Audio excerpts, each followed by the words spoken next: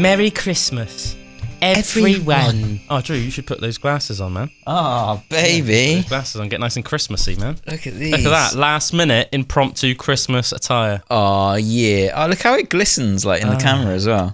Glistening. It looks like, when you move, it looks like they're kind of like disco ball lights, baby. Disco bally. Yeah, Merry Christmas, everyone. You are listening to Pandora's Box. We hope you're having a great day out there, whatever you're doing. For those that are listening just on the radio, remember that we do go out on Spotify and YouTube and all other, basically, like, I'm pretty sure, like, every other podcasting platform there literally is in the world. So, yeah, listen to us wherever you feel like it. If you want to take in our visages, as well as our oral delights, that's oral, A-U-R-A-L. Not O-R-A-L, you dirty monkeys. You know, let's try and keep it a bit civilised on Christmas Day. So yeah, we hope that everyone's having a really good one. We're going to be bringing you a Pandora's Box, just as normal, really. You know, I'm sure we'll try and keep it nice and festive. We've got some Christmas songs to play every now and again. But we're just keeping it old school Pandora's Box. Obviously, this is our first episode in a while where we haven't had a guest on. We've been very fortunate to have some amazing guests recently. It's been epic. We had... Hamilton Souther back on. We've had Sarah Davies, Commonwealth gold medalist, Team GB athlete and weightlifter. We've had Angela Autumn, amazing musician from Nashville, well, from Pennsylvania originally, now residing in Nashville. We've had Dan the Bard, the Pendragon of the Order of Bards, Ovates and Druids. So, yeah, just want to say, you know, thanks to all of these amazing guests that have been on the pod recently. Just really appreciate taking the time, you know, and just had amazing conversations with every single one of them, every single one of you, if you're listening. So, yeah, thanks so much, guys. And then let's hope in 2024 we have loads of other amazing guests. I've already got one in the pipeline, which we will keep under wraps for now. So, you know, stay tuned for that little update. And then, yeah, many more good guests in 2024. But let's bring you some classic Pandora's Box today, shall we? Yeah. Drew. Have you ever heard of the Ramree Island Massacre? The Ramree? The Ramree Island Massacre. No, I think that's the best way to say it. Well, it's Ramree. It's like Ramree Island, so you're basically saying Ramree anyway. Ramree. So you might as well just embellish it a bit, you know? Of course, man. I haven't heard of it. This is an insane story because this is the biggest animal on mankind massacre ever recorded in history. Oh my god. So do you want to know a bit more about it? Hell yeah. And I ask you listeners out there as well. Do you want to know a bit more about it? Y'all want to know about that Ramree massacre? I'm sure many questions are running through your head. You might be thinking, what animal caused such devastation? Why did so many people get killed? Was it an island? Was it an island? Was it called Ramree? Ramree? You know, like, was it in Japan? Was it? I don't know. So it was somewhere in Asia, I think. I think it was somewhere in the Pacific, you know. But yeah, so basically this was during World War II. World War II. And Japan were holding Ramree Island, somewhere in the Pacific. I'm not going to pretend I know exactly where Ramree Island is, because I don't. We might look it up a little bit further on in the show, and we can give you exact info on the geographical location of Ramree Island. But what I do know is information about the massacre. Right. So, the Japanese were holding this island called Ramree. And Allied forces were on the offensive. They were winning the war by this point. And I believe it was British forces. It was definitely Allied forces, but I do believe it was British forces landed on Ramree off the coast of Rakhine State, Myanmar. Oh, well, I don't even know where that is. Because I definitely know where that is. Yeah. Rakhine Coast. Look it up on maps. Yeah. Look it up on. That'll be the easiest way. Look it up on maps, and then you can like zoom out, and then you will see where's the biggest like country that we will know like closest to it. That'd be the best way to do it. Good idea. I have them sometimes, not all the time. Burma. Burma, home of the famous Burmese python. But that is not the animal in question today. That is not the animal that caused such a massacre. So yeah, near Burma. I knew it was somewhere in Asia, in the Pacific. But so, Japanese soldiers. There's thousands of Japanese soldiers on Ramree Island. Right. Let's set the scene. The British have landed. Okay. The Japanese then retreat and they go through essentially the swamps of Ramree Island. So all the centre of Ramree Island, which is uninhabited. It's not like civilised land. There's swamps of Ramree. Yeah, it's just super wild, like super wild land. The whole island is just wild, right? And I don't know if they didn't know it or if they just didn't quite realise the extent of the threat or what, but in certain times of years, saltwater crocodiles essentially hibernate. They go into essentially this like stasis where they like basically sleep for months and months and months, and then during that time they don't need to like drink or eat or anything really. They just kind of switch off. They're just like still power in this down. like stasis. It's like quite creepy, really, I guess. But anyway, there were like thousands of Japanese soldiers retreating through these swamps. Basically, woke up all the saltwater crocodiles, and this was in the nighttime as well, which makes it more scary. And in one night, over 1,000 Japanese soldiers got eaten by saltwater crocodiles. Mental. 1,000 soldiers. It's the biggest animal on human massacre in recorded history. There might be others that might be bigger, but that's the biggest recorded one. That's crazy, isn't Isn't it? that crazy, man? Imagine like how much chaos that would have been in like the horrible swamps and that as well. Just like kind of. Well, imagine how in the middle of the night. Well, put yourself in a Japanese soldier's shoes. Imagine, right? You're wading through it. You're trying to get away from the Allied forces, and then all around you, just hear like yeah, and just like yeah, and just like thrashing, it's chaos, all this like sketchy primal chaos. Yeah, that sounds like a good band. Yeah, all this like sketchy bellowing. Yeah, you know what I mean, from these giant crocs that are just like devouring all the your like essentially like your friends, I guess. Like some of them would be and friends, like and crocs Do they make much noise, as in like noises they make, or it's more just like you'd hear like this thrashing and then just this huge crunch of their. You would definitely hear a lot of like just like sketchy like snapping noises. Yeah, but they do make some sketchy noises. Do they? They make this sketchy hissing noise like, and also this almost like bellowing noise like. I don't know, it's hard to something like do it. but more menacing. But more menacing. I'll try and get up like a sound of a menacing saltwater crocodile bellow, shall I? But yeah, how sketchy would that be? And as I said, a lot of this took place at night. So it would have been terrifying. If you were one of the Japanese soldiers retreating through those swamps. Bad way to go. Hearing, all these people dying around you and stuff like that would have been terrifying. Right, I'm gonna now give you some saltwater crocodile sound effects. Let's have a listen. Yeah, see, so that's like more of like the bellow I was on about. So that's quite sketchy, isn't it? Imagine the middle of the night and you hear that. Yeah, that's a sketchy noise as well, isn't it? It's quite like Jurassic Parky, isn't it? It is dinosaur-y, isn't it? Yeah, well, it makes sense, I guess. Yeah. They evolved around that. They literally evolved during the dinosaur period. Yeah, 200 million years they've been around. Imagine what the Earth would have sounded like when it was just all the dinosaurs, with them being like the only creatures. Talking about sketchy sounds, did you hear that recently? There's like scientific. I like how we're like having a conversation, but there's still just crocodile noises in the background. Did you hear that recently?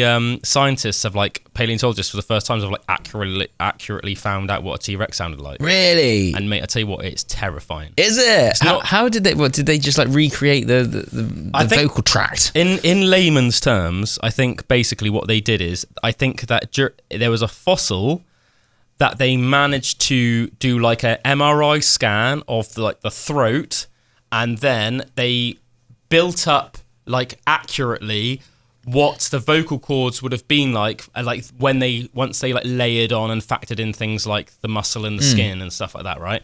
And then they put that then through a 3D printer, and then obviously all then you need to do is just put air through it. Yeah. And mate, I tell you what, it's like nothing like you've ever heard before, but I tell you what, it's sketchy. Let me try and get it out, man. Accurate T-Rex noise. Accurate. It's nothing like because in Jurassic Park, it's like. Yeah. Yeah. No, nothing like that. But it's like more like it's like just like or more like a stereotypical just like roar, I guess. Whereas this is like sketchy. Like it almost seems more sketchy. And when you bear in mind how big is it really low in I don't even know how to describe it, so we're just going to listen to it. But I reckon it's like way more sketchy than it's portrayed in any movie. See what you think. And also, as I said, when you're just listening to this as well, bear in mind that these were animals that were like bigger than elephants, right? So the bass and just the echo and almost like the how sketchy the power, this would sound. it would like move through. Like you can imagine, you could feel it. You'd be like 100 feet away from it, and you'd hear it, and you'd be like, oh my god. Yeah. Right. Yeah. Listen to this, everyone. Listen to this. I don't know why, but I find that super menacing. Was that it? That's mental. It's like a weird like. It's like a weird like honk.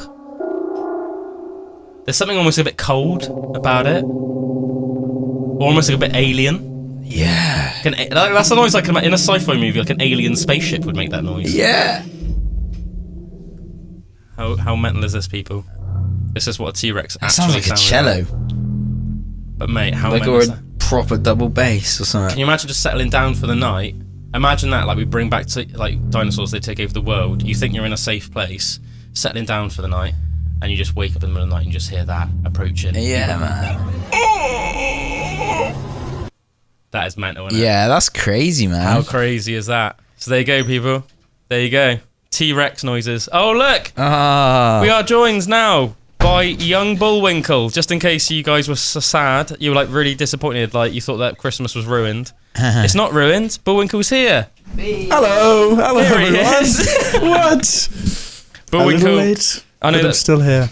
this isn't common knowledge, but Bullwinkle is actually one of Father Christmas's elves. That's right. And he was like busy running errands. He was making sure that all the little kids had their presents. And It's stuff. a busy time of the year, man. For It is. this industry, it's a busy time of the year. Like, Yo, the Christmas industry. yeah, For the it's Christmas crazy. industry, it's a busy time of the year. Oh, yeah. Just to catch you up, Bullwinkle. Don't worry, we're only about 10 minutes into the show. Nice. I asked Drew if he'd ever heard of the. Bless you, my friend. Bless you. I'd asked Drew if he'd ever heard of the Ramree Island Massacre. Ramree? The Ramree. Have you ever heard of that? Ramree? Have you ever heard of that? No, I haven't. No, I can't say It's I the have. largest animal on human massacre in recorded history. Whoa. During World War II, the Japanese held this island called Ramree Island, which was near Burma.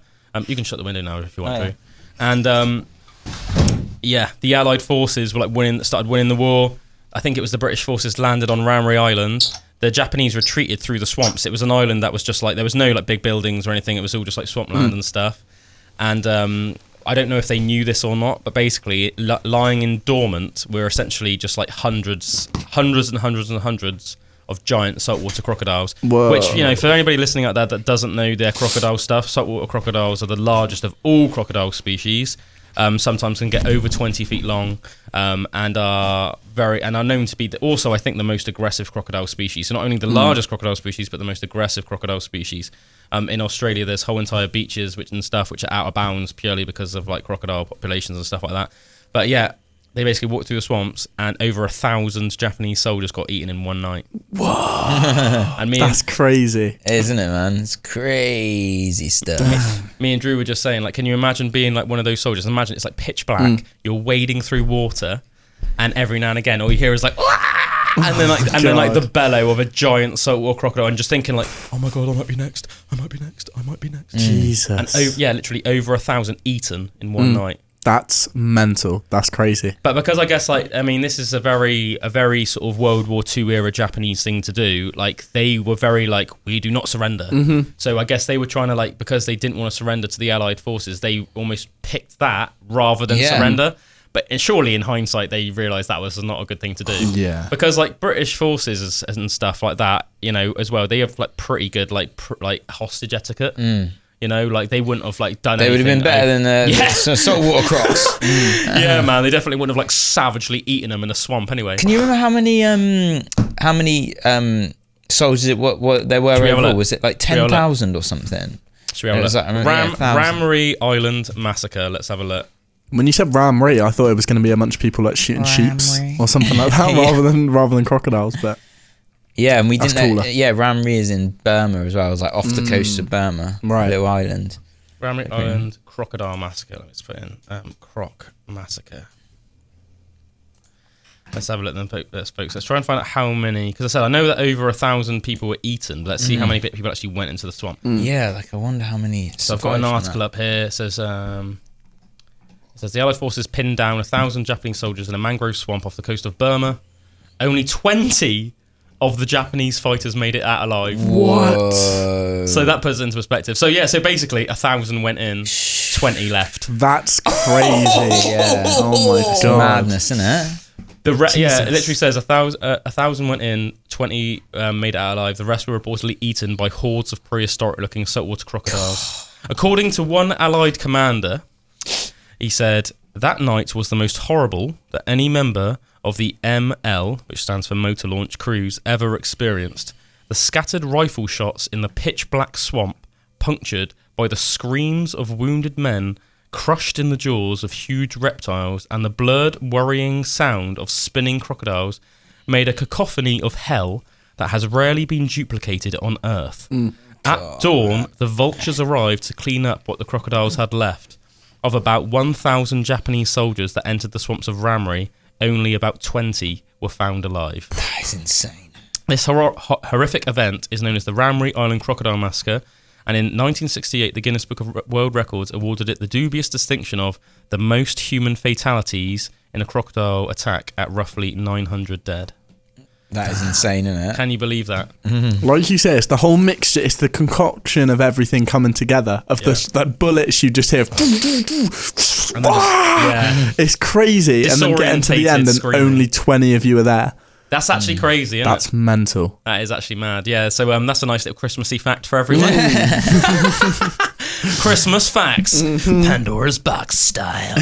Yeah, and then because we were talking as well about what sort of sounds crocodiles make, we then got onto, I was telling Drew that paleontologists have just for the first time accurately found out what T-Rexes sounded like. Ooh, nice. Yeah, so we played that out. I know that people won't mind. I'll play it out for you again, if you like, man.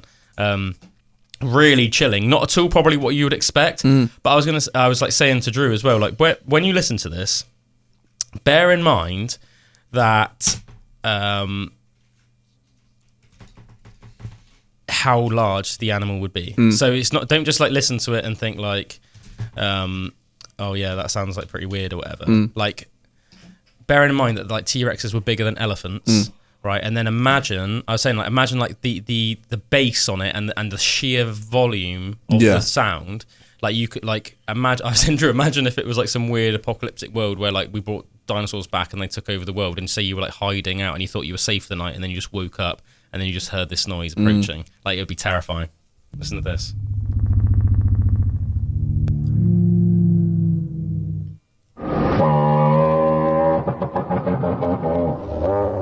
Whoa. Sounds like a car, doesn't it? Sounds like Bowser.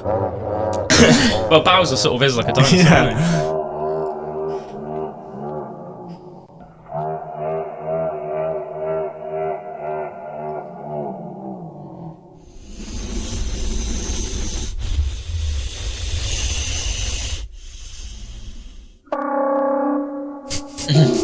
So that sounds like an alien spaceship, doesn't it? Whoa.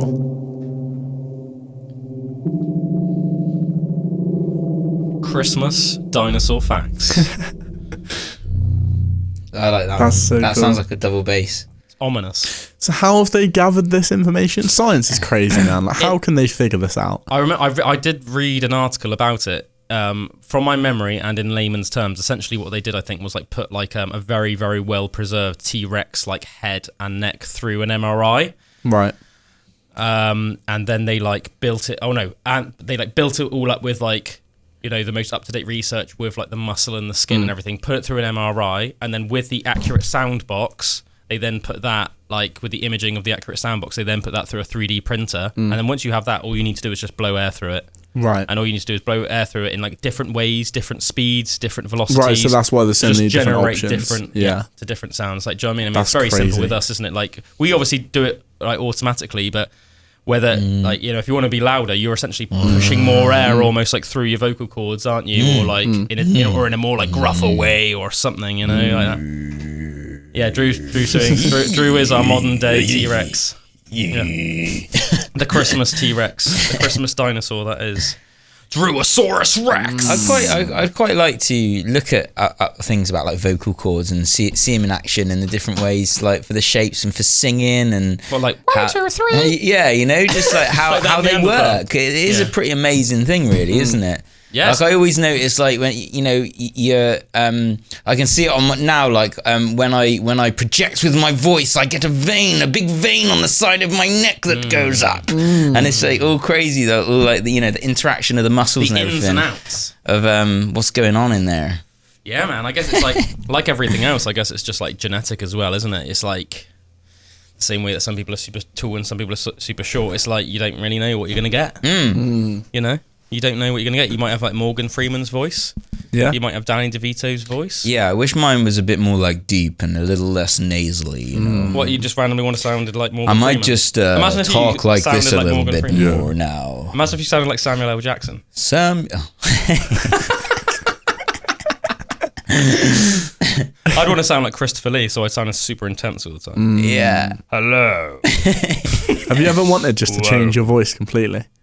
Just come in and just, or even for like a day. Imagine going to like a social event. I mean, to be fair, "Hello, we everybody." actually do that. Yeah. True.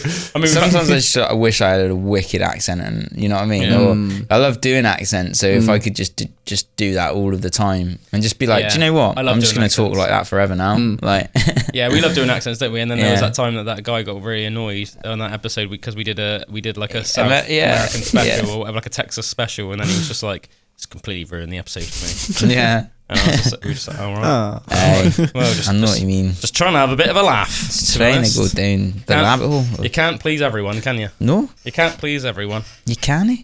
You can't please it. You can't please everyone. I feel like that's like a lady that's gonna like offer me a bed and breakfast, and then in the morning offer me a wee pot of honey with me porridge. No. I've got some other crazy Christmas facts for you guys, which are in no way Christmassy. Do you remember we talked it's probably about a year ago now, do you remember we talked about Orson Welles' The War of the Worlds radio broadcast in 1938, which caused like mass hysteria to the point where people actually thought that we were being invaded by aliens, and they were like, people were like going outside with guns and like shooting into the skies and like literally caused like mass hysteria. Did you know that there is like another event that happened in 1992 in Britain, which like mirrors that event? Whoa. No, in Britain, I know. What? Yeah, man, yeah. This was Halloween, 1992. On BBC One had a show called Ghost Watch, right? Okay. It was a terrifying show that was released for one night only. 1992 and Halloween.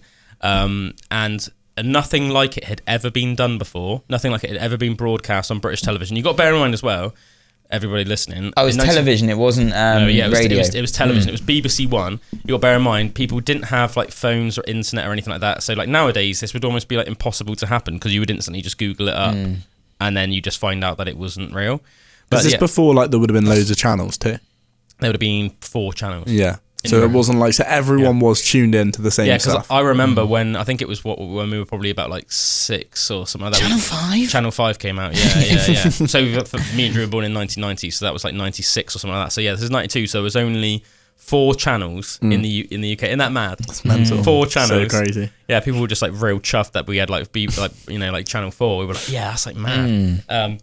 Because in America they had like satellite TV, didn't they? Like was they that probably before? Had it. They probably had it before. I'd imagine.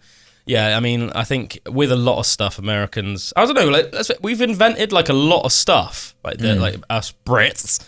But I think in general, the US is usually probably a little bit ahead of us for adopting like new technologies and stuff. Yeah, probably especially in the entertainment industry. Even if we create it, they probably just somehow buy it out and then mass produce it quicker. Do you know what I mean? Like do some deal. But this program as well, it caused mass hysteria. It was based on that the person that wrote it, because obviously it was a work of fiction, but people didn't realise this. They based it on the Enfield haunting. So it was based on that we talked about before, which was a that's scary in itself when you watch. There's real documentary and like the film, and they're both pretty cool. I really enjoyed both of them, both the documentary. I said we watched them back to back at your house, didn't we, like ages ago, and it was really, really good. So this guy loosely based it on the Enfield haunting, which was a supposedly real poltergeist sort of haunting that happened in Enfield, which I believe is a place in London, somewhere on the East Coast, anyway, around the East area, the east of Britain. southeast of Britain.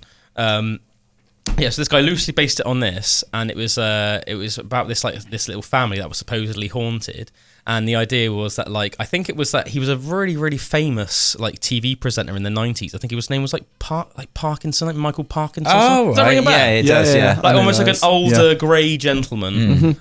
It was him, another famous TV presenter from the 90s, a lady with the surname, I think it was something Green. Okay. I'll look up some more in-depth information in a minute because I'm just going off my memories. And then there was another male presenter as well. But they called in the big guns essentially.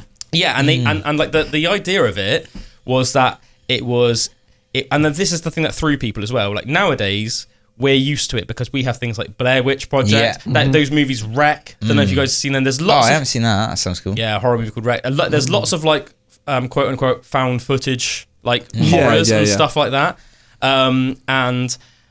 But at the time there had never ever been anything broadcast on telly that made out that something was real but it wasn't actually real, right?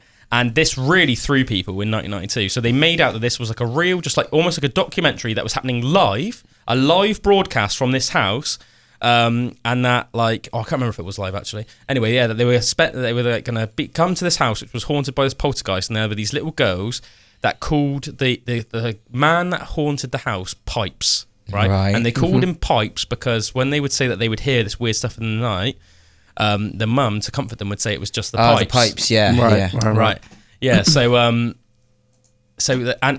they said at the beginning of the show, Michael Parkinson or whatever, they said oh yeah, if you at home watching see anything during this broadcast, ring up the BBC hotline. That's so good. They gave a number, and obviously they deliberately dressed up an actor in really sketchy clothes and would do really menacing shots where the girls were asleep in bed and there was a camera, and just by the window all you would see was this vague outline, and it was so subtle probably a lot of people missed it, but obviously at the same time, even if only 1 in 100 people noticed it, the phone lines were flooded, and they didn't think that the BBC executives didn't realise that it was going to cause the level of hysteria it did. But yeah, apparently it went into the nation almost for a night went into meltdown. Whoa! And people suddenly thought that ghosts were real. People started questioning should I suddenly convert to Christianity really hardcore, and people were terrified. Apparently it caused several real medically documented cases of PTSD. Apparently there was cases of young boys who had stayed up to watch it unbeknownst to their parents, snuck in, either had, whether it was because they had televisions in their rooms and they were supposed to be asleep but they weren't or whatever, and were watching it. And there were lads that had then suffered from panic attacks to this day and stuff, completely mentally just messed them up. That's mental, isn't it? Yeah, apparently it was so well done. It was so well done, and because it was such a new genre, that sort of making out that it was real, but it wasn't real. It was exactly the same as what happened with Orson Welles' War of the Worlds. It was this broadcast, and they're making out that it was all real. Yeah, I've got it here. Look, it's got Michael Parkinson, Sarah Green, and Mike Smith. So these were it was a live broadcast on Halloween night. A BBC team investigator reported poltergeist in an ordinary London home. Let me see if the BBC gives over a whole evening to an investigation into the supernatural. 4 respected presenters and a camera crew attempt to discover the truth behind the most haunted house in Britain, expecting a light-hearted scare or two and probably the uncovering of a hoax. They think they are in control of the situation. They think they are safe. The viewers settle down and decide to watch for a laugh. 90 minutes later, the BBC and the country was changed, and the consequences are still felt to this day. Wow. That's how much of a big... it was certificate 12. It was only 12. It must have been quite a big call at the time for them to have even allowed that to go ahead, because it's quite blurred, particularly as being the first one, it would have been quite blurred lines whether you can even do that, whether you can put footage out there and say this is real, even though it's not. There was so much controversy about it. Apparently it aired at 25 minutes past 9, which is obviously just 25 minutes past what's known as the watershed in the UK. And apparently they were saying if you were going to broadcast something like that, it should be 11 o'clock, at least. So only and it only being a 12. It was only, I suppose it doesn't even. It was on what you were just there. Did it say it was a 12? Did it? Yeah, that's definitely I suppose in the actual thing of what's happening on screen, 12, maybe it wasn't too crazy of what was actually happening on screen, but it's just the mind. It's the fact that they're claiming that it's real that makes it so scary. Psychological terror though is the worst type of terror. Yeah. But look, we've got some trivia here. So it says it earned the dubious honour of being the first TV programme to be cited in the British Medical Journal as having caused post-traumatic stress disorder in children. The rumour that the show's makers had wanted to include a high-pitched tone that would agitate viewers' pets during the broadcast is mostly true. What? So they deliberately put this frequency so that cats and dogs at home would be like acting weird, which would obviously freak out the people watching it. Oh my god, like a dog whistle, so the humans couldn't hear it, but the animals are just freaking out. That's naughty, isn't it? That's crazy. Oh, actually, no, sorry. It goes on to say that they tried to do it, but it wasn't possible. So, okay, so that wasn't, while you may not see him, Pipes appears many times. That's, said the poltergeist. To name a few, in the bedroom after the face-cutting scene, behind the door to the cellar in the closing minutes, in the glass as Sarah Green picks up the posters, behind Parkinson at the end, and even in the crowd at the park as Craig Charles walks around. There are also many others. The helpline for the show was real, and the first thing people were told when they rang up was, "This is not real," although they were still allowed to tell the stories. I remember reading about that though, but the problem was that they were not. They had 5 operators operating the phones, right? What they didn't realise was that the show was going to go as mental as it did. So all the lines were jammed. So like 95% of people that rang up didn't get an answer of the bit that said this is not real. So they were frantically trying to ring, and all it was just engaged. And without any internet, there'd be no way to like spread the news that it isn't real. Like obviously nowadays, if that happened, you would instantly get people on Twitter or something being like, "Oh, this isn't real." But back then, it would have been crazy. Can we see? Is there any like actual footage you've got of Pipes? I'd love to see what it actually looked like. I'll try and find some in a minute. I think one thing that's crazy as well, that just goes to show. Did you know that it's never ever been broadcast on the BBC again? What? Literally, it was ruled that it was literally banned for 10 years. But even though obviously that's like long gone, that 10 years.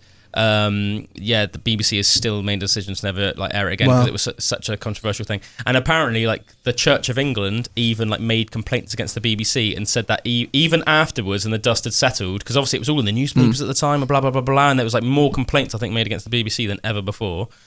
But even when the dust had settled, the Church of England basically made complaints about the BBC and said that even though it wasn't real, and that people knew it wasn't real now, that they had like basically like unlocked the doors to hell. What? And that like they'd unlocked like the doors and like made it possible for like demonic entities to like roam the land. Because when you think of all of the horrors that have been made throughout the years, you know what I mean? That's 1992. Even before 1992, there'd been still a lot of like horrific of like stuff out. So it's mad that had such an impact, like you know. Yeah, it is, man. I wonder if I wonder if it says here who played Pipes. Keith Ferrari.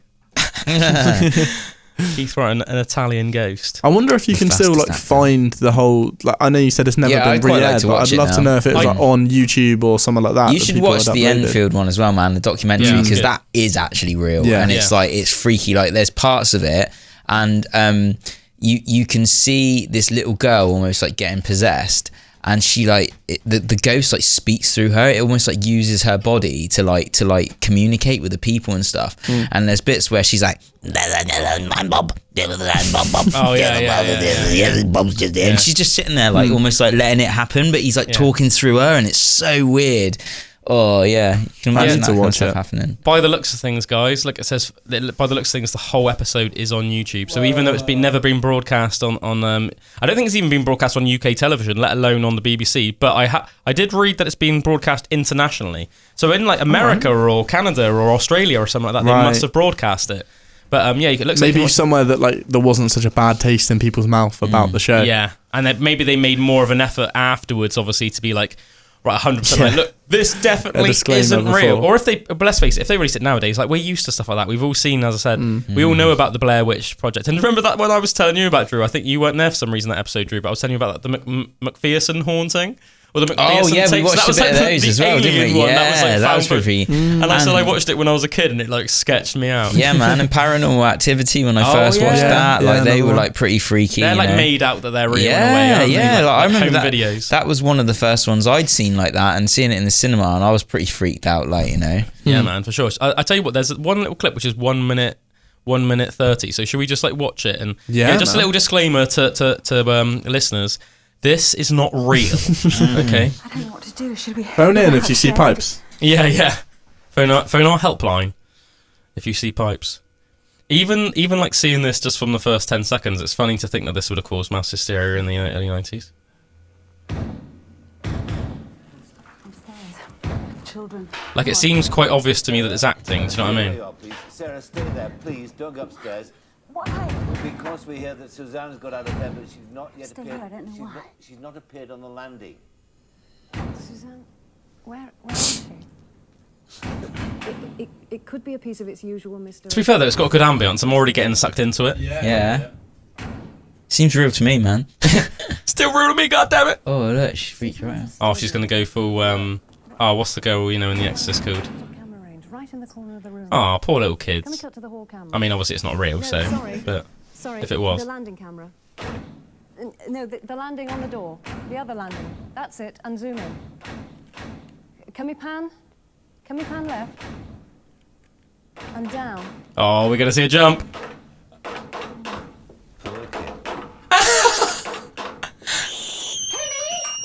Oh, Jesus, that was a bit screechy. Who was that? I don't know. It was like it Was it wasn't the kid It looked doing like it? it was like a little kid with a mallet. Suzanne, are you okay? You all right? Come on. It wasn't me. It doesn't matter. Oh dear. So there you go, everyone. That's a glimpse of Ghost Watch 1992. Do you know what? I'm gonna watch that over the holidays. Yeah, me too, man. I'm interested. I love like old retro stuff like that as well, like old school retro stuff. I liked a ponytail. I love Yeah, that man. kind of A nice- voice for horror stuff, man. That like proper spoken British. Yeah, let's go Oh up no, here. what's going on? It's like a little bit like almost a bit Blue Petery. yeah. yeah.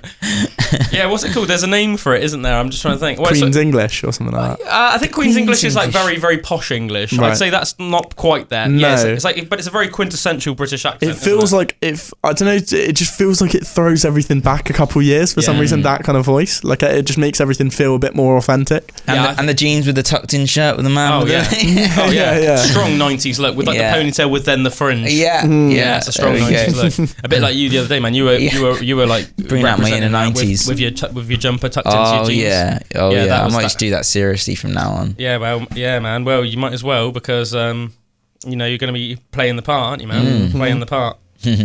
But yeah, so I thought that was really, really freaking cool. Yeah, man, About that that's Ghostwatch good. thing. Another thing which I thought was really cool, which I was reading about recently. Have either of you ever heard of a place called 50 Berkeley Square? It's in Mayfair in central London. Nope.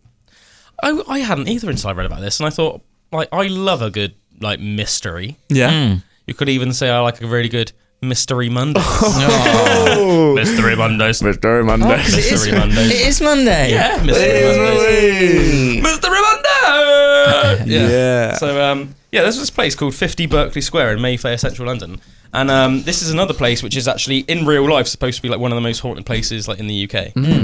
I can't remember it all in chronological order, but I do remember all of the main facts. So I know that it was like, I think it was like bought by like a rich MP like hundreds and hundreds of years ago, and then his like son inherited it, and then his son went mad when he was engaged, but then he was like jilted. He was jilted by his fiance. A jilted lover. Yeah, and apparently he went crazy and would never leave the house. And they said that he would always have all the curtains and stuff pulled during the day. And no one would ever see or hear of anything during the day. And in the night, though, they'd always see like candlelight like flickering around the house. And then his next door neighbour said that they would hear like deranged rambling and like shouting and stuff. Whoa. And said that they would hear stuff that sounded like weird incantations and stuff like that. So that's what it started off. I think and he had like servants because obviously he was like quite a rich fella. I can't remember if this was during his lifetime or afterwards when there was a new owner or something. But one of the maids like died. And I think she was like found like outside the window, and it was almost like she'd been like pushed to her death, but nobody could prove anything. So like, and then after that, reports started of anybody that would like be in the house after that they would sometimes see the ghost of like a maid in there. Then after that, there was another guy that bought the house, and apparently he had a brother that went mad, and in those days, like sanitariums and stuff were like nasty business, like really nasty business. Like people were Lobotomies and and like you know, you'd be forced to like just like bathe in like freezing cold waters for like hours because they think that would like cure you of madness and stuff like that. But really, it's like inhumane. Like you could just catch hypothermia. I mean, they were probably, you know, they were involuntarily doing the Wim Hof method. But even so, like, you know, against I ain't gonna sort out everything. against like your will, that's just pretty harsh. isn't it? Yeah. man. And yeah, just treated really badly, like tortured essentially. These people Yeah. were tortured. So this guy, rather than do this, this is like super creepy. This is like something off a horror movie, but it's supposedly true. He converted the cellar as like a room for his mad brother, but then put like an iron door on it with just like a hole where he would like put food through a couple times a day, because his brother was like so mad, he was like dangerous. He was like violent and dangerous, but because he didn't Padded cell he'd created almost at the bottom. crazy. Yeah. Again, neighbours would just hear like demented noises and like banging on this like cast iron door and stuff like that. And so that's like adds to the craziness of it. And he did that in that house. Yes, This is the same house. That is mad. 50 Berkeley Square Christ. in Mayfair in central London. Yeah. And I can't remember if it was that guy or the guy before. I think it was the guy before, actually, that I was telling you about. The guy that was the jilted man, the jilted lover.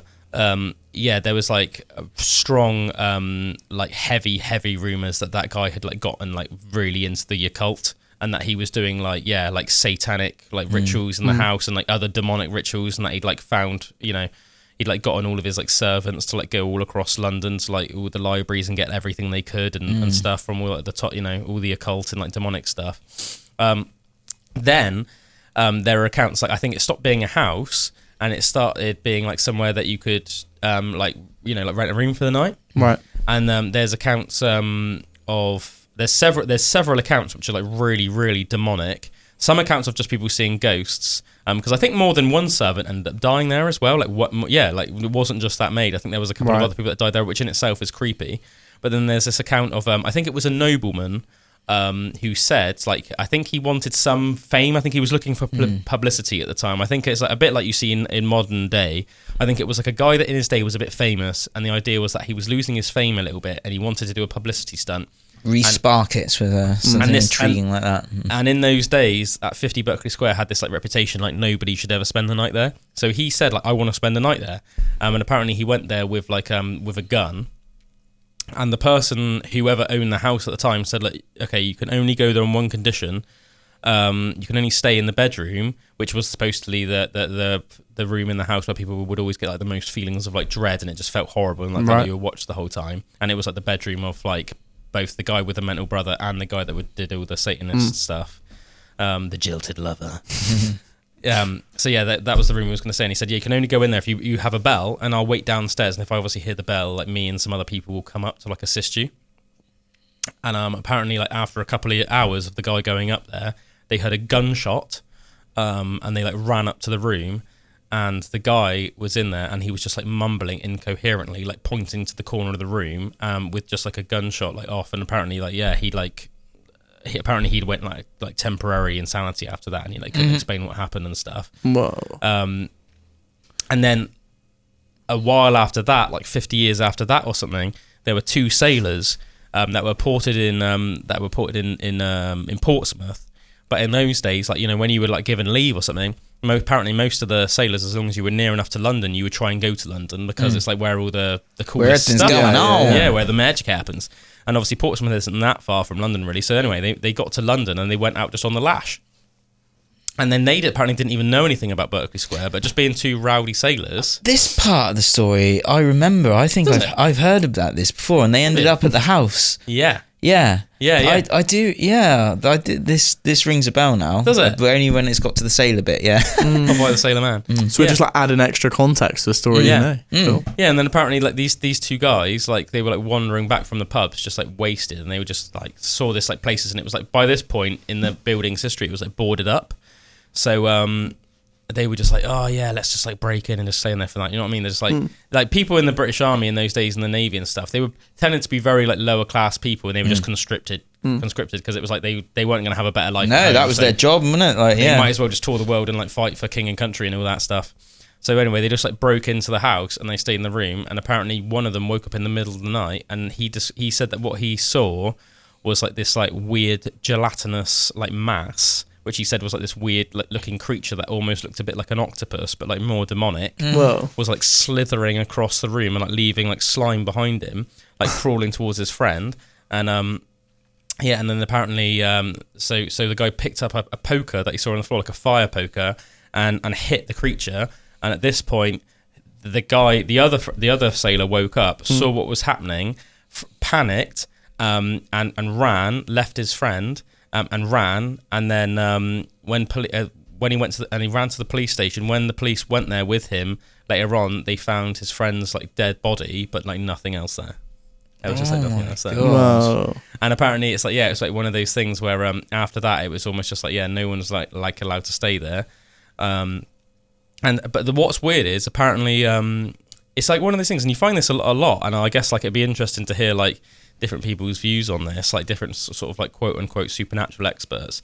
It's a bit like a lot of places in the world, like since the invention of like, you know, video cameras and audio recording equipment and stuff, it seems like the house has almost like gone dead. Like it somehow almost like stopped like stuff. I don't think anybody, I don't know if anybody lives there today or anything. I don't think they do. I think it is almost still just almost like a derelict. And it's building. in Mayfair. Yeah, in Mayfair. Cool, you can imagine it's worth like quite a bit of money in that as well. I'm pretty sure if you Google it, you can see pictures of it. Yeah. I mean, I'll look it up quickly, but I love that setup. I was going to say this earlier as well. I love the setup of the bell and the gun. Yeah. I think if you were making a horror movie, that's a great setup. You can almost imagine the gun going off and it all falls silent for a bit, and then you hear the bell. So the guys run up, and then the guy who had the gun is the one that's dead or something like that. Yeah. Yeah, I thought that. I thought he was going to have shot himself or something, and like it's just like, you know, drove to madness. Yeah, this is it. So I got a little picture of it here. It says, and then it's like the little text under it just says the bloody bones of 50 Berkeley Square. So yeah, that's quite cool, isn't it? It is very Lovecraftian, man. Well, that whole descent into madness. The interesting thing about it as well, because I was thinking of how Lovecraftian it seems, but interestingly, these accounts were from before Lovecraft ever wrote his works. Like Lovecraft was around at sort of like, you know, the beginning of the 20th century, whereas most of these accounts are like, well, they're pretty much all of them are from before that, you know. So yeah, that's 50 Berkeley Square. It looks like it's like even that like gelatinous like mold thing sounds like something that would be in like a Lovecraft story. Gelatinous mass, yeah, like they're almost like the octopus, like demonic octopus. I was thinking because they were sailors, did it make itself known as this weird octopus thing? Because it's yeah, it's quite funny, isn't it, in that regard? Yeah, but that's a crazy story, isn't it? That's a crazy story. The occult, so good. Yeah, man, the occult. My dad like swears when he was in Africa, he was at this like church and a service, and he said there's like supernatural things that happen like at the like services over there and stuff. And this priest apparently like was just like had like nothing, but then was just going like that, and then just like went like that, and then like a butterfly just came out of his hands. Whoa. And he was saying that everyone was like, oh, like going mad at it and that, like, you know, but just like doing weird stuff like that. To be fair, it does sound just like a magician's trick. Yeah. Sounds like a magician. I mean, like Dynamo and Darren Brown could definitely do that. Oh man, yeah. Have you seen Dynamo's back? I don't know what it's about. I haven't seen his new show. Yeah, but he's got one. It was like it's called like Dynamo is Dead, isn't it? Because he's been away for like he said he like wanted to kill himself and stuff, and he got he got depressed. And like had this like really crazy few years apparently. But now he's just back and he's a bit fatter. Oh yeah, nice. He's put on a bit of weight, like and like well skinny. Wasn't he had like this. Skinny. Not Crohn's. It might be Crohn's he had or something like something really like badly. Like Something that made him makes you super look really weak. tired. Yeah, real weak and tired and bad digestion and that. Yeah, really affects your digestion. Like you can like get like savage like stomach pains and stuff all the time, and yeah, poor little buggers. Yeah, man, that's crazy. But I wonder what that show's like, and whether, you know, because he did some crazy stuff, didn't he? Oh yeah, man, he did some awesome things back in the day. Yeah, no, I'd be really interested to watch it. I was like a really big fan of Dynamo back in the day. We're going to take a break anyway now, folks. We're going to play a nice Christmassy song. Merry Christmas, everyone. We're having a great day out there. Everyone. Whatever you're doing, maybe you're sitting back in your chair with a nice little sherry or your bevy of your preference. Whatever you're doing, we hope you've had a really nice Christmas day. And we'll be with you for another hour yet. You will open Pandora's box many times in your life. No, we probably really shouldn't open that box. Look, I've got one rule. Here. Open your mind. Open your mind. Right, you're listening to Pandora's Box, everyone. It's our Christmas special. Yay! Jingle bell, jingle bell, jingle bell rock. Jingle all over my balls. Is that a bit too naughty? You allowed jingle on your balls this Christmas? Jingle, but no, just jingle. No, that's jingle. No, that's jingle bells, isn't it? Sorry. Anyway, moving on. Merry Christmas, everyone. We hope you're having a great day out there, whatever you're doing. Let's bring you some nice little factoids now. Some that are ranging from quickfire facts to slightly less quickfire facts. Just facts, you could say. First one. Long form facts. Have either long form facts, or maybe medium form facts? Yeah. Have either of you guys ever heard of a lady called Simona Kossak? Nope. No. She lived between 1943 and 2007. She was a Polish biologist, ecologist, author who had a PhD in forestry and was an uncompromising conservation activist. They called her a witch because she chatted with animals and owned a crow who stole gold and attacked bike riders. She spent more than 30 years in a wooded hut in the Białowież forest without electricity or access to running water. A lynx slept in her bed, and a tamed boar lived under the same roof of her. She was a scientist, ecologist, and the author of award-winning films, as well as radio broadcasts. Oh, that's cool. That she decided to live so like that, even though she was doing film and everything. I bet her radio broadcasts were nuts. I'd like to hear some. You know? Did you know? I saw a post once of a guy who always fed birds. Right, he used to feed birds, and the birds would always bring him like an offering for the food. They bring him sticks. They're like sticks originally, and he'd just be like, "Oh, very nice." You know, they think in the bird's mind they're making an equal trade, right? And then one day, apparently, one of the birds just brought like a £20 note. And he was like, "Oh, that's whoa, amazing. That's cool." So he gave him like extra food, and then they would continue to bring money back after that. Whoa. How crazy is it? Because they would be like, "Oh, if we bring him this instead of this, we'll get like loads more food." Yeah. Wow. So I guess animals are like pretty clever like that. Aren't they? You like trained them to just go find like loose change and stuff. They're clever enough to simply think that like almost that A equals Z. Do you know what I mean? It's just like. Yeah, okay, I'll get more food when I bring him this. So I can just if I just bring him more of this, then everyone's happy. Like, that's so good.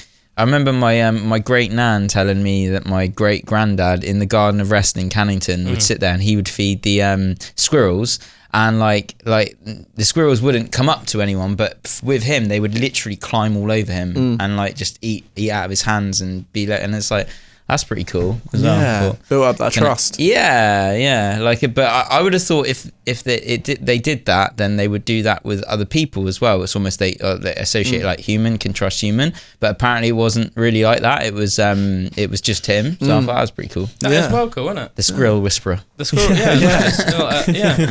nice little skill there. This is a nice little quickfire fact for you. Did you know that califigus is a word which means having beautifully shaped buttocks? Oh, baby, califishes. Yeah, califigus. Oh, califigus. Not like delicious. It's the combination of two ancient Greek words, one for beauty and one for buttocks. And was famously used to name a statue of the Greek goddess of love, the so-called Aphrodite, who raises her robe to reveal her backside. Oh, saucy. Merry Christmas, everyone. I can't remember if I said this fact before. I feel like I might have done, but we'll see if either of you two remember it. In 1923, jockey Frank Hayes won a race at Belmont Park in New York despite being dead. He suffered a heart attack mid-horse race, but his body stayed in the saddle until his horse crossed the line for a 20-1 outsider victory. Can you imagine that? Imagine that. Like, so good. It's just quite interesting that like his claim to fame was that he won a race while he was dead. Yeah. Do you know what I mean? And then obviously everyone that betted would have actually still won. Yeah, because there's probably no rules against that, is there? Yeah. There wasn't. At the end of the day, he was in the saddle, and people bet on that horse to win. So the 20-1 outsider victory. Because I suppose that is the horse, isn't it? You bet on the horse, not necessarily the jockey. Yeah. I'd like to know where he would have placed if he hadn't died. Like if he was just riding the horse like normal. It's interesting. I mean, he could have won anyway. Obviously, let's face it. But I mean, the fact that he was a 20-1 outsider, it was a 20-1 outsider victory. Shows that obviously he wasn't necessarily not a favourite. Nowhere near a favourite. Yeah, and it says basically to this day he's gone down in sporting history as the only person to ever win a sporting competition while dead. Cool. I mean, I guess it'd be quite hard in a lot of sports. Wouldn't it? Yeah. Imagine like scoring a goal in football while you're dead. Yeah, you'd have to be pretty fortunate, wouldn't you? Well, Kick the fortunate ball and then and have a heart unfortunate, attack. I guess just as you something- kicked it. Yeah. Something mental could happen, like you headed a ball and then died from the brain trauma, and the ball still went into the goal, and then you. Yeah. But let's hope that never happens. Obviously, Yes, that's not very Christmassy, is it? No. That's not very Christmassy at all. Death. Yes, exactly true. Yes, ominous, my friend. Let's have another nice little fact for you there. Did you know that there's a Ukrainian has a record for the longest ever snipe? Last month, Ukraine claimed one of its special forces snipers had successfully killed an enemy soldier from 3,800 meters away. What? That's 2.36 miles. That shattered the previous record for the longest confirmed kill, which was 3,540 meters, which is still insane. Man, like, what weird angle? He must have been, like, shooting into the sky and waiting for it to drop. That's crazy. Yeah, like an arrow. Yeah. Yeah, I think how like satisfying it is if you hit like a cross-map snipe on like a Call of Duty or something like that. yeah. It must be even more so in real life. Yeah, it says Crazy. the sniper revealed himself to be, his name, let me see if I can say this. It's like Vyacheslav Kowalski. He is a former businessman who joined an elite Ukrainian intelligence service on the first day of the Ukraine-Russian war. That's pretty cool. That, like, I mean, I guess he must have had a lot of prior shooting experience. But the fact that he's like, didn't even, he was a businessman until the Ukraine-Russian war makes it quite cooler in a way. It's not even like a career-long like sniper or anything. Yeah. Like that, yeah. Being a part of the special forces unit as well. That's Yeah, that's pretty cool, isn't it? this is pretty skilled. This is a nice Christmassy fact. Really happy Christmas miracle. Did you know that there's a sand-swimming golden mole that was feared extinct for 86 years, but it's just been rediscovered? Nice. So people thought that this nice little sand-swimming golden mole had been extinct for 86 The golden years. mole. What a happy little name. And it just turns out that no, it's not dead. It's still alive, everyone. An elusive, iridescent golden mole. Iridescent. That's a good word, isn't it? Not recorded since before the Second World War, has been rediscovered swimming in the sand near the coastal town of Port Noloth in northwest South Africa. The De Winton's golden mole, as it's known, previously feared extinct, lives in underground burrows and had not been seen since 1937. That's a hell of a long time, isn't it? It's a hell of a long time. The mole is blind, relying on its highly sensitive hearing and bolting if it senses by vibrations caused by movement above ground. It has been featured among the most wanted on a list of lost species compiled by the global conservation group Rewild. The mole has now been rediscovered after 86 years after its last sighting, thanks to a 2-year search by conservationists and a border collie dog called Jessie, who was trained specifically to sniff out golden moles.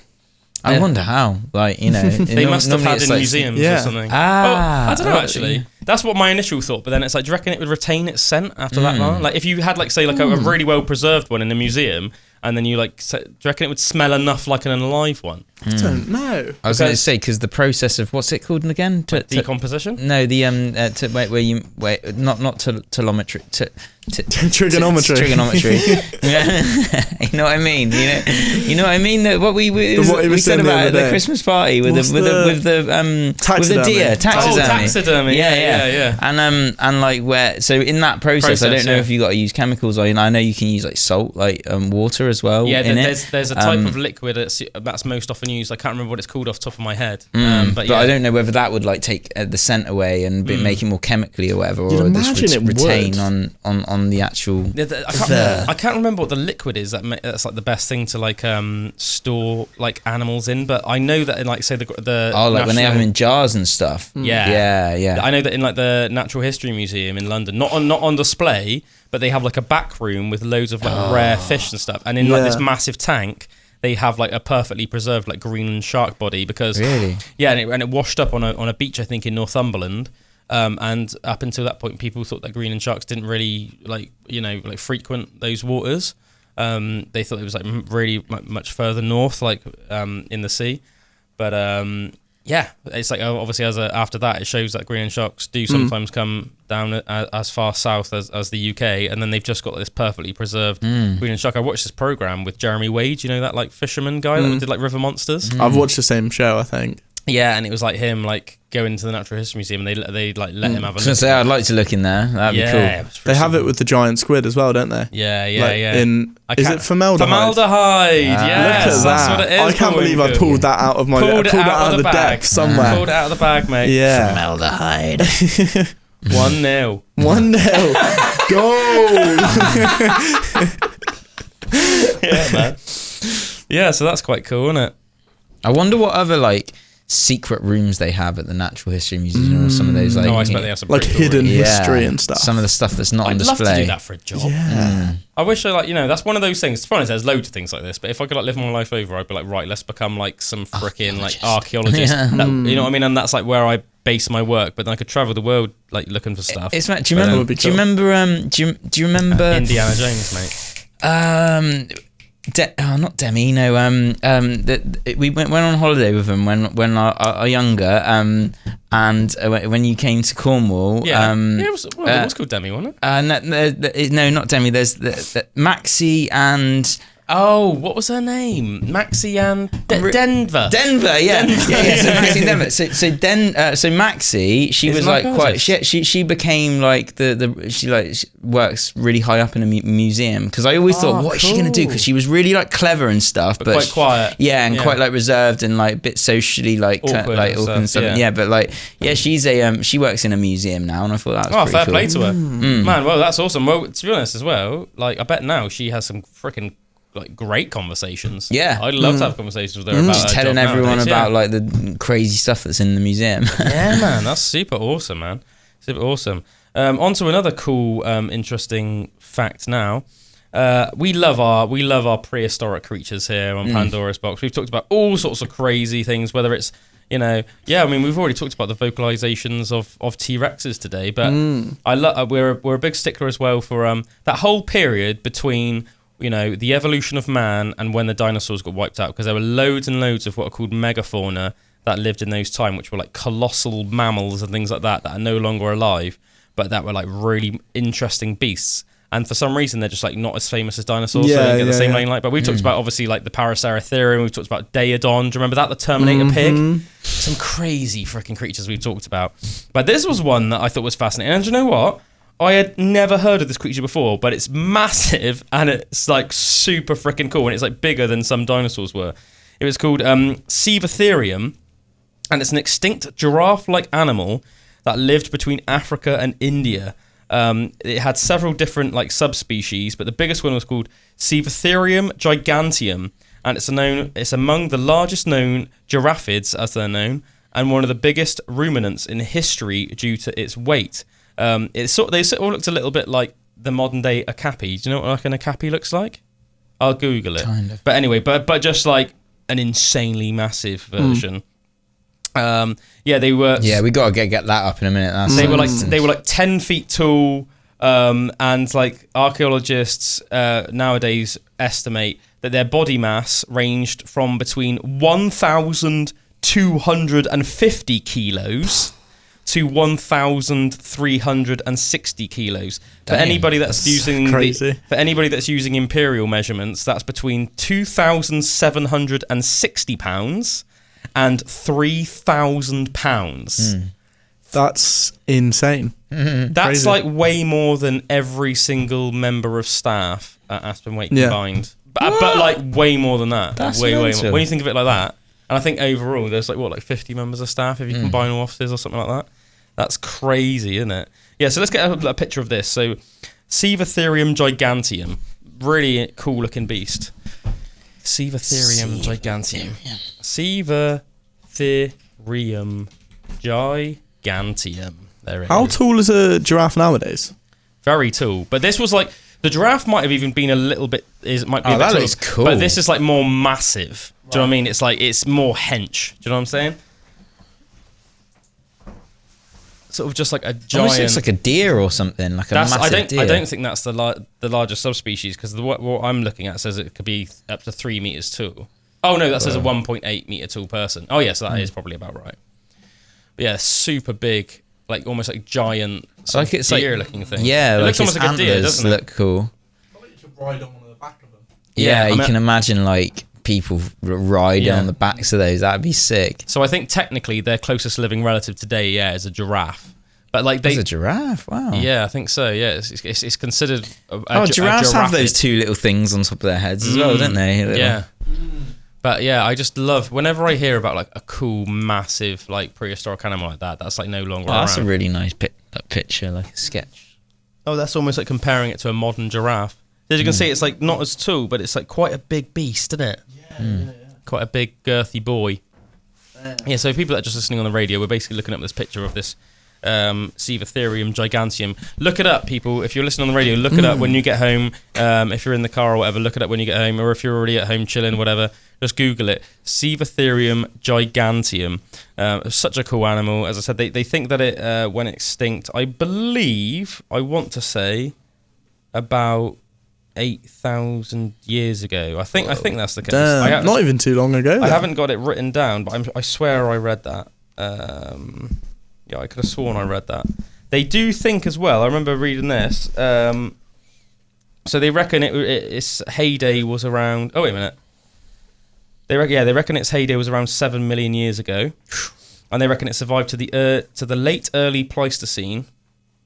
It says S. giganteum remains have been recovered from the Himalayan foothills, dating around 1 million years ago. Oh, it says suggestions have been made that they went extinct as recent as 8,000 years ago, as depictions that resemble it are known from ancient rock paintings in the Sahara and central West India. However, these claims are not substantiated by fossil evidence, and the depictions could likely be other animals. So there's a chance that it could have been around at the same time as people, because there's cave paintings that look similar, but it's not like verified basically by archaeological evidence.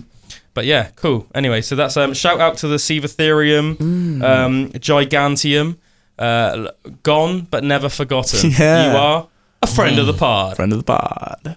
Let's see what else I have. Can I tell you guys a cool fact? Yeah, man. Because I've had this in the bank for a little while, but obviously we've had so many cool guests and stuff. Yeah, that, pull it out of the bank. I've never pulled it out. So, do you remember ages ago, Calum, on Russian Roulette? I pulled out a song called Dogon Mysteries. That does ring a bell. So it's a song called Dogon Mysteries, this African cool funk song. Now you said it's like African. I remember Yeah. Really cool song. And it was mental, yeah. I wanted to do some research into what the Dogon Mystery actually was. So I searched it up, and here was my findings, right? Nice, man. So the Dogon tribe are a tribe in Mali, Africa. They worship an amphibian god called the Nomo, that they describe as a teacher who came from space with infinite knowledge. Sounds sketchy. They claim these Nomo came from the planet Sirius B, a planet that at the time was undiscovered as a planet orbiting Sirius A. So I think Sirius A is visible to the naked eye. I think everyone knows we can see what that one is. But there's another smaller planet that orbits it that's called Sirius B that at the time no one knew even existed, and that's where they claimed this normal creature came from. So aliens. Yeah, literally not even seen to the naked eye. They accurately had mapped out the size, location, orbit time, and even the material of this invisible planet. They claimed it to be incredibly dense, which we have since discovered to be true, as a teaspoon of the material of the planet would weigh more than a ton. They also claimed it was white, which is also true, which is like a strange thing to just say, oh yeah, that planet is like a white planet. Yeah, it's weird, isn't it? Yeah, it's a white dwarf star. Not only did they have such a great knowledge of this unknown star, but they also had knowledge of Sirius A, such as the size and stuff. So they knew actually how big it was compared to the Earth. And this is all before telescopes, before anyone would have been really, having the technology to look into the sky and actually map these things out. Sure. And they just claim that they had all this knowledge from this weird amphibian god that used to That's very Lovecraftian. Yeah. The fact that it's an amphibian. Quite weird, that's right? actually how they describe Dagon in a lot of the Dagon sort of H.P. Lovecraft stories. It's this giant amphibious god. Dagon. Maybe he got that from the. Maybe he did. Dogon. Maybe. Tribe. That's a very good point. That can't be a coincidence. No. That can't be a coincidence. I know they claimed as well, I didn't write it down, but they claimed that there's a third planet that no one's seen yet. But apparently they think it's got like a really weird orbit, so it like will be eventually at one point back in our like view, but it just never has been like while humans have been around. And some scientists think that there is actually like credence to that theory, where like there could still be something that could be like way out of orbit that could be coming back at some point. So did you see that thing I shared on our Pandora's Box Instagram, which by the way, if you don't follow people, follow us on our Pandora's Box Instagram, all right? We would very much appreciate us it. everywhere. Yeah, just follow us everywhere, man. Like, we we obviously appreciate it. There's a lot of content out there nowadays. If you do like the channel, if you do like what we're doing, it just brings a little like laugh to you. It would obviously mean a lot to us if you gave us a subscription or a follow on any of our stuff. Just like helps us get out there a little bit more, you know. I know it sounds like really cheesy and cliche, and like everyone that's like a YouTuber and says it in that, but it's like a really small, easy thing that would like to do, but it would help us out a lot, you know. So, but yeah, did you see that thing that I shared on our on our Instagram stories? And it was like saying that if our sun was a blood cell, was like then the Milky Way would be as big as the United States of America. That puts into perspective like how insanely massive that is crazy. Yeah, the Milky Way galaxy is, isn't it? Just the Milky Way galaxy. Like, think about like obviously a single blood vessel. Like we can't even see that with the naked eye. You'd need a microscope to see it.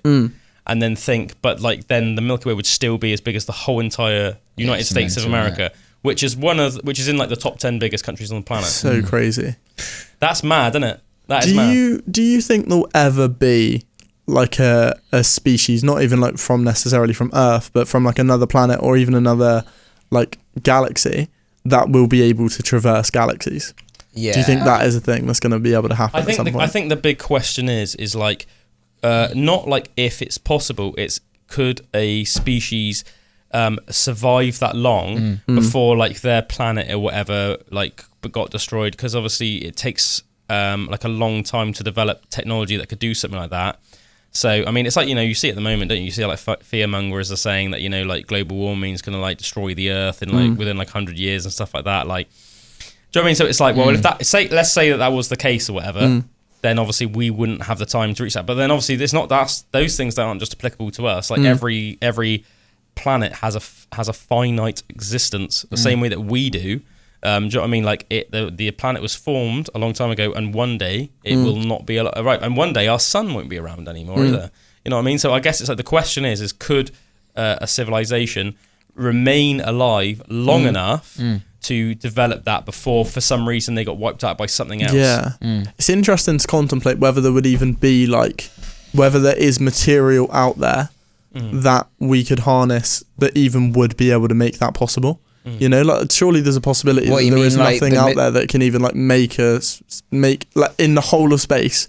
There must be a possibility that nothing out there can allow us to travel that fast and that. Well, they say, didn't they? And also the material of it compared to inside the galaxy to outside the galaxy, because that whole galaxy is like making up like the material of the planets and everything. Like what are the materials outside that galaxy like? Are they similar, or would anything be able to survive outside its own ecosystem of the galaxy? You know, I've heard lots of like theories about how you potentially could like get from one side of like the galaxy to the other quickly, but I guess it's like it's making that then real, which is the hard part, isn't it? It's not like, you know, because I've heard things about, you know, like thinking of like distance as like a piece of string, and then rather than like crawling along the piece of string, like think of it as like bending it, and then you're like instantly there and things like that. But then it's like, well, yeah, I can that sort of makes sense to me, but at the same time, obviously, if then you said, okay, do that, you'd be like, and that thing about like quantum entanglement, where the, you know, things can be miles apart, but instantaneous changes can happen, so there's something still connecting those two like atoms, even though there's space, like, you know. So that's like with everything, isn't it? So that means almost like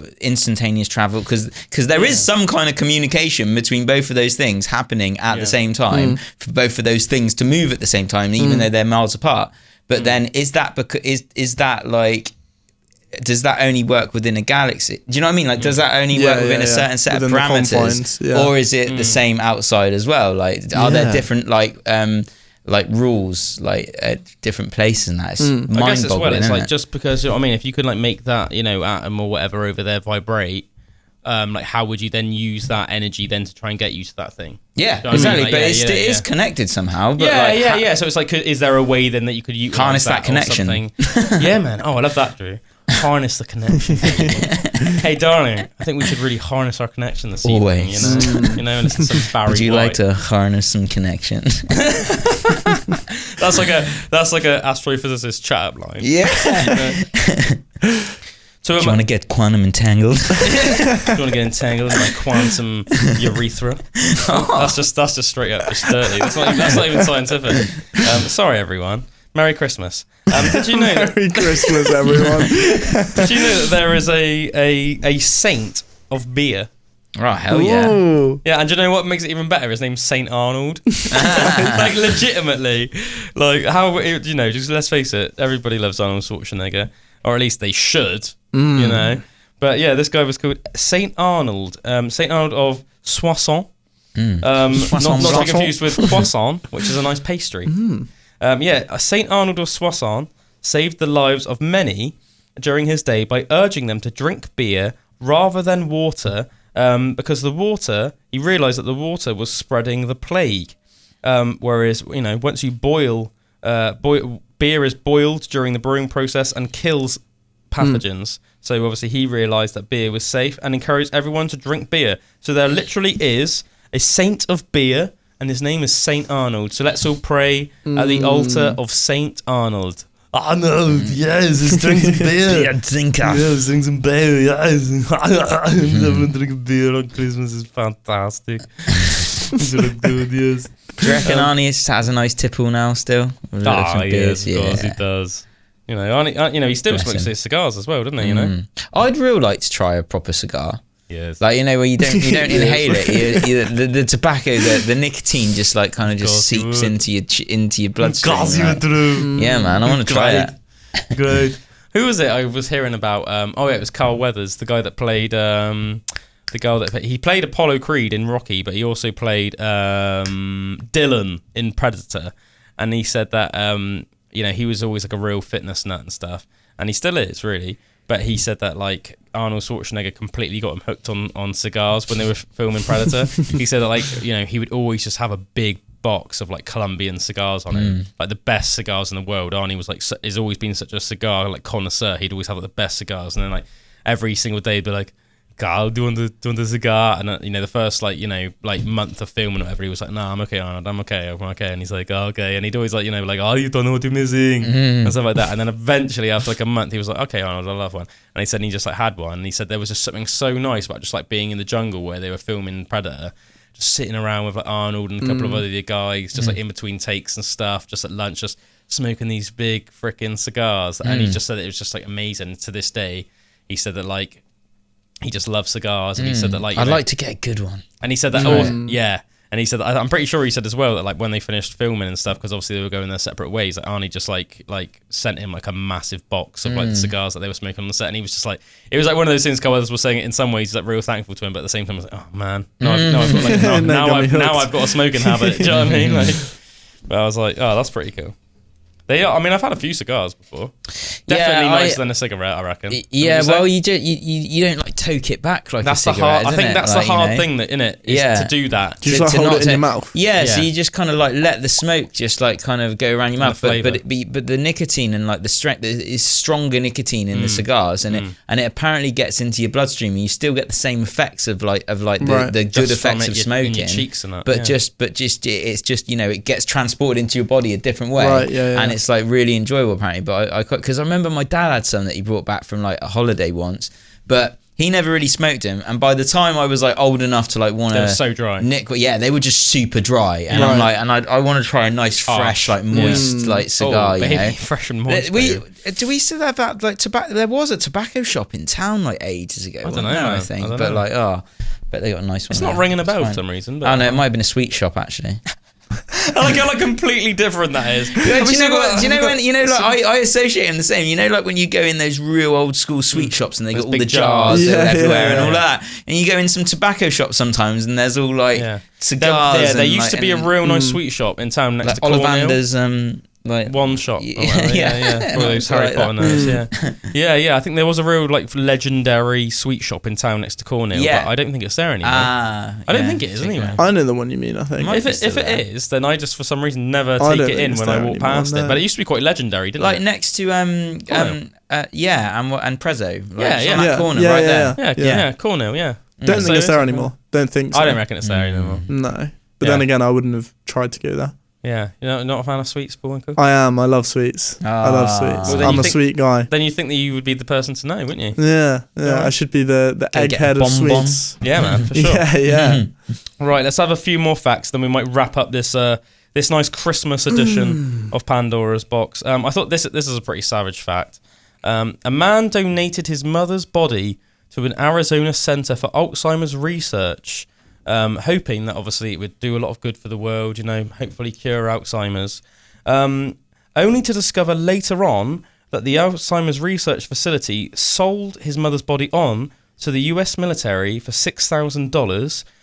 It was then strapped to a chair and blown up in a blast test. What? That is mental, crazy. innit? That is mental, innit? $6 grand just like blow up your mum. Yeah. Yeah, the US industrial military complex blew up that man's mum. Yeah. Can you imagine that? Can you imagine thinking that? Like, do you know what? I'm obviously gutted about, losing my poor old dear. But I'm going to try and do something good, Even though I'd probably rather like put her to rest, but just try and be selfless and make something really good come out of it. You know what I mean? Like it could be her brain that's like used to cure Alzheimer's, and then you just find out they've just then the facility, which surely should care $6 grand. should surely care a lot about something like this, then just sells it off to the US military for $6 grand, and they literally strap her body to a chair and blow it up.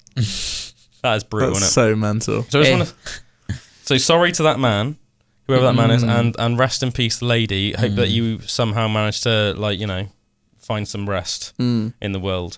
I always think this is a mental fact, and just goes to show almost like how much of an impact the Romans had. I think we talked about it before. Do you remember I told you guys that like the Romans made like an entire subspecies of London lion go extinct? Yes. Yeah. Yeah, it was called the Barbary lion. I didn't actually know this though until the other day. Did you know that it was actually like the largest and was considered the most impressive subspecies of lion? Whoa. Which I thought makes it even sadder that it's just wiped out now, Yeah. isn't it? Yeah. I guess it makes sense because it was in the actual gladiatorial Real battles, arena, yeah. that they would have brought them in. So I guess they would have wanted the biggest and the scariest looking lions over there. Yeah, it says that also. I didn't know this as well, but it said it was also a popular pet for royals. It was common practice to keep Barbary lions to protect the throne, as was the case in the Tower of London in the 1400s. Whoa, that's cool. In 1937, workers digging around the historic structure found 2 purebred Barbary lion skulls. An expert analysis of these skulls has revealed that these animals suffered from inadequate nutrition.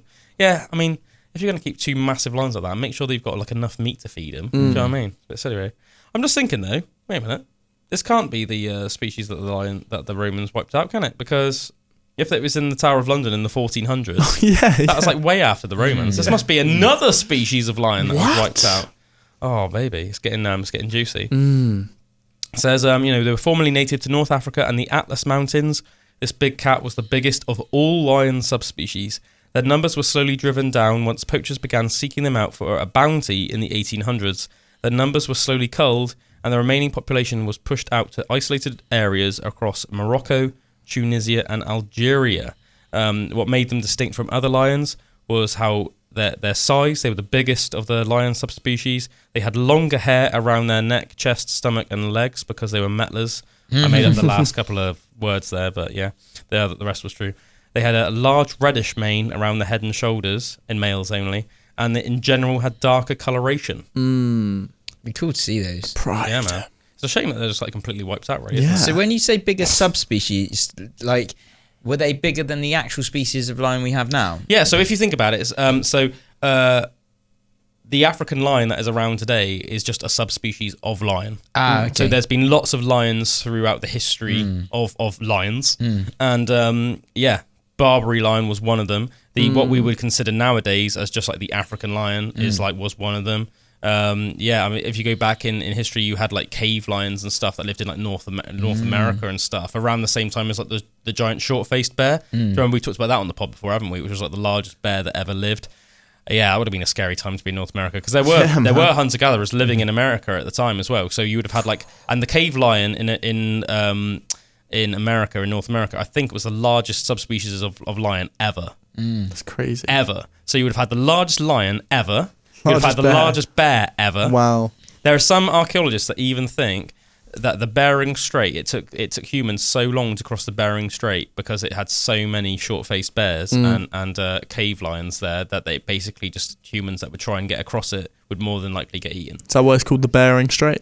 No. No, but I mean, interesting theory. Yeah? Yeah. But that's a crazy fact, yeah. Correlation, not causation. Do you think if the guillotine was still in use today, that you would have gone and seen one? I thought you were going to say, like, would you have been killed by guillotine by now? No. Maybe. Do you think you would go and see it? I probably would. Yeah. It's really like hard if there to was say, one in innit? town It's really and, hard you were to like, say. and everyone think was like just to going see just to it. see it. It depends if it was somebody you really didn't like or not. Yeah, I suppose. I mean, obviously, like, imagine if it was like a friend of yours, but I don't want to go and see them have true. their head cut off. That'd be really upsetting. I suppose it's like it's an interesting thing of like when Christopher Lee went and saw it as well. Like he sort of just went to see it for like the history of it and everything, and like realizing that's a time in history, isn't it? Yeah, man, crazy. I mean, it's hard to say, isn't it? I mean, you could just be wandering through town and it was happening, so you might see it because of that. But I wouldn't be adverse to seeing it. You wouldn't mind seeing a little decapitation, Little gore. Yeah, man. I mean, I think, let's face it, we probably would have all seen it if it was happening on a regular basis, wouldn't we? You know? Do you know what I thought was like pretty cool? I thought this was actually a really good point, which I never really thought of before. I came across an article that was going on about how crazy like glasses are, like glasses that you wear. As in, like, who would just suddenly thought like, because obviously glasses have been like a thing for like hundreds of years.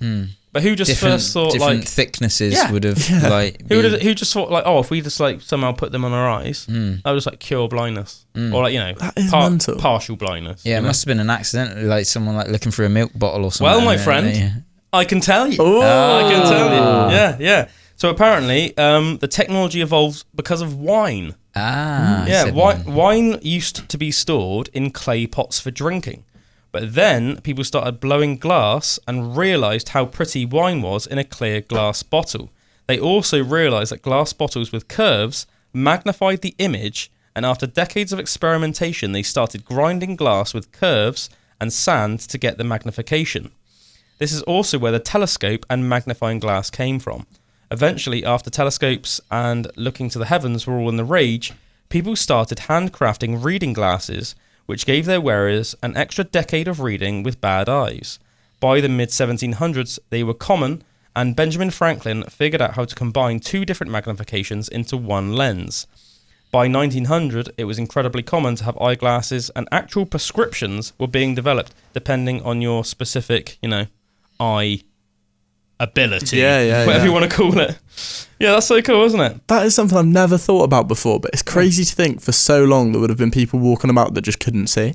Yeah. Just because they wouldn't Super have had blurry. any Super glasses, blurry, and there wouldn't have been any different. Imagine how like bummed out you'd be if you spent your whole life not seeing, and then when you were like 80 or something, you finally got like someone was like, "Oh, try this. There's this new thing out," Yeah, and you put them on, You're and then like, you could "Oh see, my and you'd be like, "Ah." That would be pretty cool, wouldn't it? Yeah, It'd be cool, and then I think there'd be a bit of bittersweet to it. You'd be like, Okay. "I wish I'd had that for my whole life," you know? Yeah, mate, but I don't know. I think you've got to look at half glass True, full. I suppose, true. Like, appreciate what you have now rather than what you didn't have before. You know, I think you've got to think of it like that, haven't you? You know, like, and it says post World War II saw a boom in lens technology, filtering down from industrial applications, making it cheaper and more affordable. Nowadays, you can typically walk into a £1 store and buy a pair of reading glasses, all thanks to some glass blower 1,000 years ago that liked the way his wine looked in it. That's pretty cool, isn't it? That's cool. That is really cool. What a I hero. thought. Yeah, man. human innovation. Human innovation. Shall we leave it there, fellas? Should we just leave it there? Yeah? And let everyone just have a really nice Christmas? Merry Christmas, Merry everyone. Merry Christmas, Christmas, everyone. everybody. You've been listening to our Pandora's Box Christmas special. We hope that you've had you've had and that you are having a lovely Christmas out there, whatever you've been doing.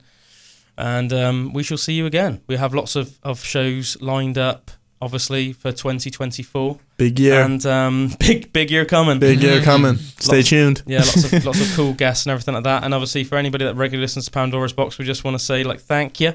We appreciate you. We love you. Merry Christmas and a Happy New Year. Oh, yeah. Hurrah.